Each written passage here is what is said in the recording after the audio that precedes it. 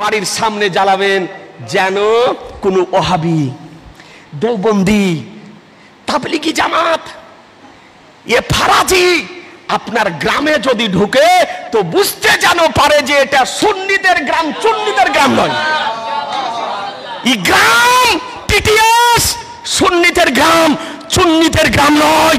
এই জন্য আপনাদেরকে অনুরোধ করি, ওলামা ইকরামদের কাছে আবেদন করি যে মুক্তাদিদেরকে সুপরামর্শ দিয়ে একখানা করে পতাকা বাঁধান, দু একখানা করে টুনি বলের চেন বাড়ির সামনে ঝুলান।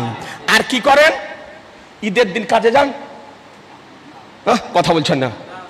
ঈদের দিন কাজে যান না, নাগল বাইতে যান, হাটে যান, বাজারে যান না, সব কিছু স্টক। বাজারে যাওয়া বন্ধ, মাঠে যাওয়া বন্ধ, কর্মে যাওয়া বন্ধ, কাজে যাওয়া বন্ধ, ব্যবসা বন্ধ, সব বন্ধ। নতুন পোশাক পরে ঈদের খুশি উদযাপন করেন।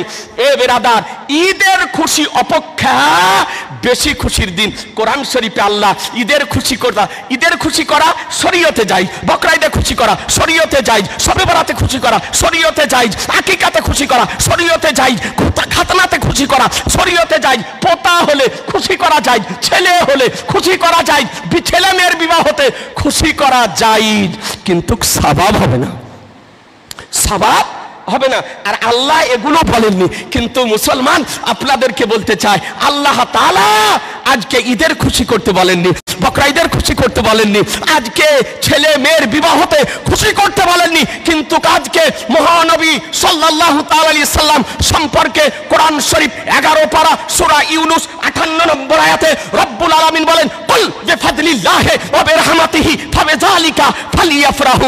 বলে হাবিব তুমি বলে দাও, আল্লাহর যে অনুগ্রহ, আল্লাহর যে করুণা, আল্লাহর যে ফজল, আল্লাহর যে রহমত তোমরা প্রাপ্ত হয়েছো, এর কারণে তোমরা খুশি প্রকাশ করো, এর কারণে খুশি প্রকাশ করো। এ আজিজানে মুহতারাম, আজকে আল্লাহ তাআলার সর্বশ্রেষ্ঠ নিয়ামত হলো আমার রাসূলুল্লাহ, সর্বশ্রেষ্ঠ অনুগ্রহ হলো রাসূলুল্লাহ, সর্বশ্রেষ্ঠ রহমত হলো আমার রাসূলুল্লাহ, সর্বশ্রেষ্ঠ ফজল হলো আমার রাসূলুল্লাহ। তাহলে বোঝা গেল নবীর আগমনের খুশি করতে স্বয়ং খোদা বলেছেন। মুসলমান কে বলেছেন?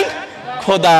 সুতরাং 12 রবিউল আউয়াল কাজে যাবেন না, হাটে যাবেন না, বাজারে যাবেন না, কর্মে যাবেন না, সব স্টক করে দিয়ে সকাল বেলাতে গোসল করে আপনার আলমারিতে সব থেকে যেটা ভালো পোশাক রাখা আছে সেই পোশাকটা পরিধান করে মাথাতে টুপি দিয়ে একখানা ইসলামিক ঝান্ডা হাতে নিয়ে আজকে আমার মহানবীর আগমনের খুশিতে জুলুস মিছিলে যাবেন। বলুন ইনশাআল্লাহ, জোরে বলুন ইনশাআল্লাহ।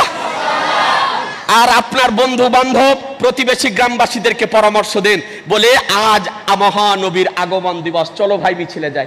কংগ্রেসের মিছিলে গিয়েছো, টিএমসির মিছিলে গিয়েছো, সিপিএম এর মিছিলে গিয়েছো, আরএসপির মিছিলে গিয়েছো, এ সমস্ত দলের মিছিলে যায় মুসলমান না যায় না?